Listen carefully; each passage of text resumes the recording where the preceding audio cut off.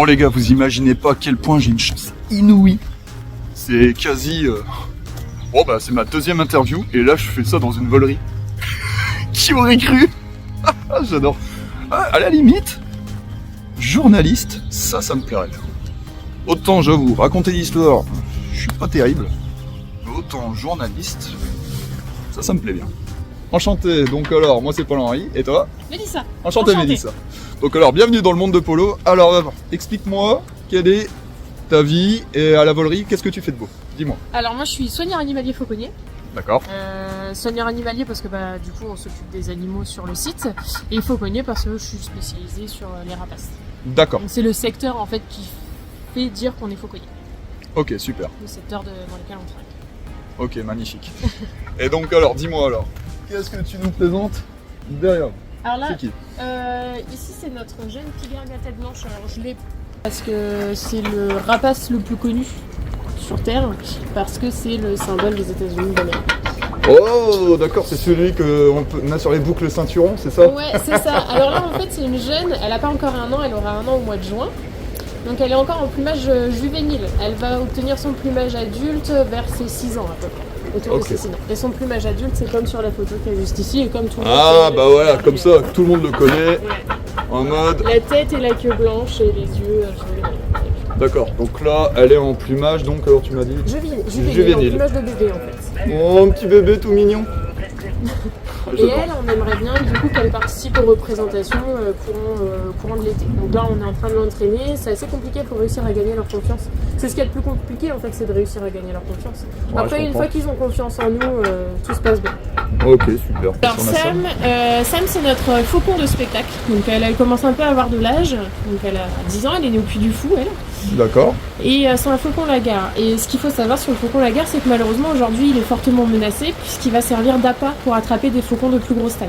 En fait, c'est un faucon qui est originaire d'Inde et aux Émirats Arabes, on apprécie beaucoup les faucons, mais il faut que ce soit des gros faucons type gerfaut au sac, comme on a juste à côté. D'accord. Et en fait, ils vont capturer ces petits oiseaux-là, ils vont leur attacher un petit poids à la patte pour que le plus gros vienne l'attaquer. Donc c'est des oiseaux qui mangent d'autres oiseaux, hein, ils sont chasseurs entre eux.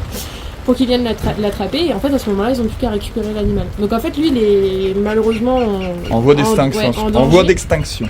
Ouais, la population a fort régressé. Et c'est 3 fauconniers britanniques qui ont mis en place un programme de réintroduction de l'espèce qui s'appelle le Lagar Project et auquel on participe puisqu'on a une de nos femelles faucons lagar qui est partie en Auvergne, dans un parc, chez un ami, pour se reproduire, et les petits, en fait, seront destinés à être réintroduits dans le milieu naturel. D'accord. En fait, aujourd'hui, c'est vraiment un message que j'essaye de faire passer à beaucoup de gens, où, en fait, les voleries, à conserver les espèces qui sont aujourd'hui menacées.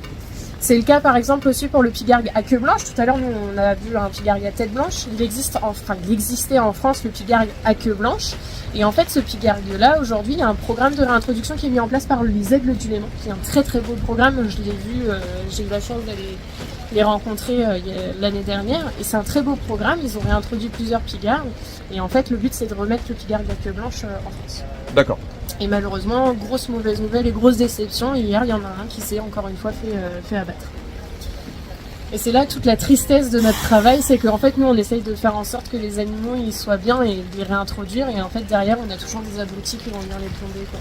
Je peux vous présenter notre super chouette à lunettes, parce que c'est une histoire qui est un peu atypique avec cette chouette à lunettes. Alors, une chouette à lunettes, une chouette à lunettes. Ouais, chouette à lunettes. Ouais, j'espère. Elle voit bien au moins dans sa lunette. Juste ici, ouais. Elle est née chez nous.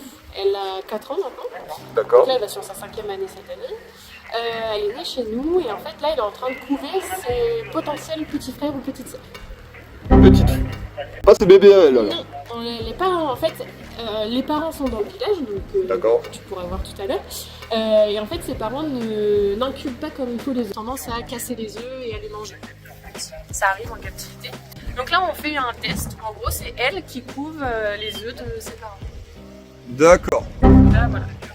Ok, bah c'est bon à savoir. Et combien de temps alors ça met alors pour arriver à un bébé Alors en moyenne, si on fait une moyenne, c'est une trentaine de jours en gros. Ah, c'est 30 jours. Ouais, entre 28 et 30 jours. Donc alors le bébé, donc alors l'œuf il est pondu et ensuite après elle le couvre 30 jours et ensuite le bébé arrive, c'est ça? C'est ça. Le bébé va commencer à bêcher, il met en gros 24 heures à sortir complètement de l'œuf.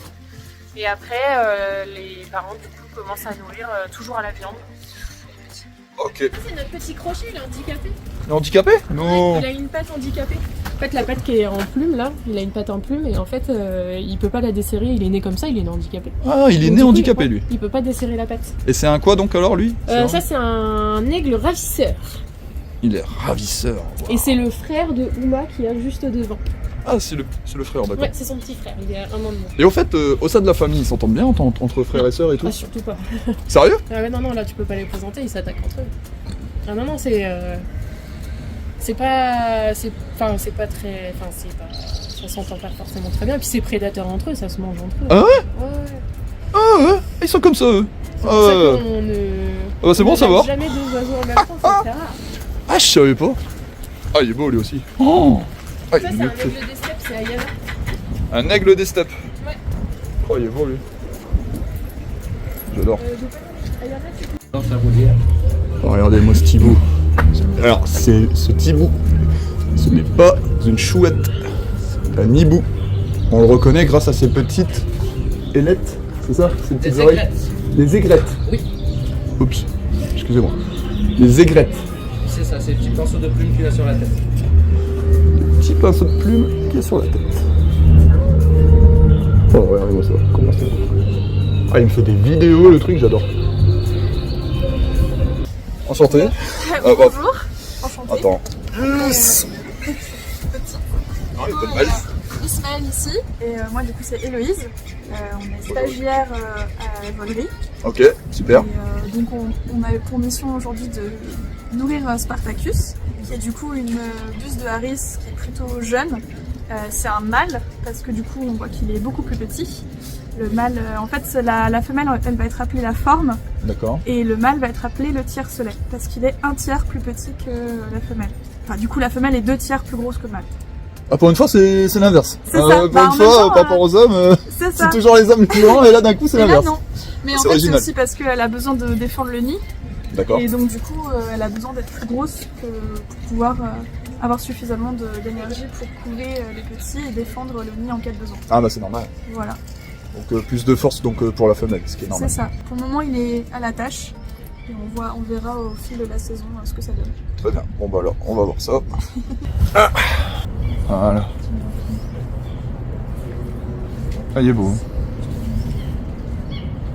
Ah, ok. Bah, je te remercie beaucoup. Et ben merci à toi, c'est avec grand plaisir. C'est pareil, franchement. Et venez, c'est génial. Au plaisir de vous accueillir Où? à Château-Thierry. Voilà. Ok, donc alors là, ici, on va visiter le village de Lanmille. Ouais, Donc alors, ah ouais, quand on était à Lanmille. c'est ça. Comment tu t'appelles? Mathieu. Enchanté Mathieu, moi c'est Paul-Henri, dans le Ok, monde de Polo. enchanté. Donc alors, dis-moi, alors aujourd'hui, alors on va visiter un village alors. C'est ça, un village, donc c'est un village de l'an 1000. Donc c'est une reproduction de bâtisses qu'on pouvait retrouver à l'époque du 10-11e siècle. Donc ça remonte à très très très loin hein, par rapport à aujourd'hui. Donc ce sont pas des maisons là où on va dormir. Parce que D'accord. c'est au niveau de la taille, c'était x5 ou x6 de ceux qui sont actuellement sur le site. Là, ce sont surtout des ateliers. D'accord. Donc des cuisines, le travail de la forge, le tissage, le travail du bois, etc. Donc Excellent. là, tu es là aujourd'hui dans le village qui est fermé habituellement. Sinon, on est ouvert au mois de juin jusqu'au mois de septembre sur les week-ends. D'accord. En fait, on est juste des bénévoles. Ok. Donc, on est des passionnés du monde médiéval. Donc le week-end, on est là, les maisons sont ouvertes et en plus de ça, on est costumé. Excellent. Donc, on est costumé comme à l'époque. On vit un peu comme à l'époque, c'est-à-dire qu'on va faire à manger, on va manger la nourriture comme on avait à l'époque, et on montre aux gens et on fait des visites guidées de tous les ateliers qu'on peut trouver sur le site. Bon, bah c'est parfait. Et ben moi, donc alors je suis un privilégié alors. Donc Là, alors. t'as privilégié, je l'ouvre exceptionnellement pour toi, parce que t'es venu de loin. Ah merci beaucoup. Ah bah ouais. Hein. Les gens de la Belgique, suivez-nous. Hein. Voilà, exactement. Sachant qu'en Belgique, il y a beaucoup de personnes qui font du médiéval et de la reconstitution. Il y a énormément C'est vrai. de compagnies en Belgique. C'est vrai. Ça c'est vrai. Donc il y a beaucoup de passionnés.